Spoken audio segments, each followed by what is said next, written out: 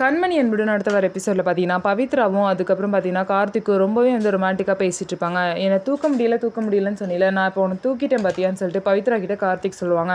ஆமாம், தூக்கிட்டு தான், பெட்லேருந்து தூக்குறது ஈஸி தான், ஆனால் நான் நிற்கும் போது தூக்கணுமே அப்படின்னு சொல்கிறாங்க. அதே மாதிரி கார்த்திக் பவித்ராவை நிற்க வச்சும் தூக்கிடுவாங்க.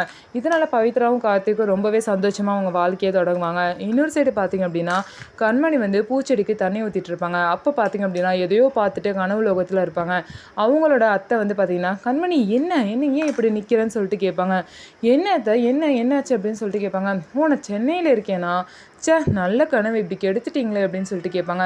என்னது பகலில் கனவு கண்டியா அப்படின்னு சொல்லிட்டு அவங்க அத்தை கண்மணி கிட்டே கேட்பாங்க.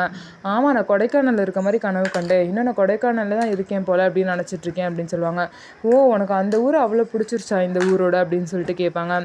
ஆமாங்க, எவ்வளோ சந்தோஷமாக இருந்தோன்னு தெரியுமா அப்படின்னு சொல்லிட்டு அங்கே நடந்த விஷயத்தெல்லாம் கண்மணி அவ்வளோ ஆசையாக அவங்க அத்தைக்கிட்ட சொல்லிட்டு இருக்காங்க.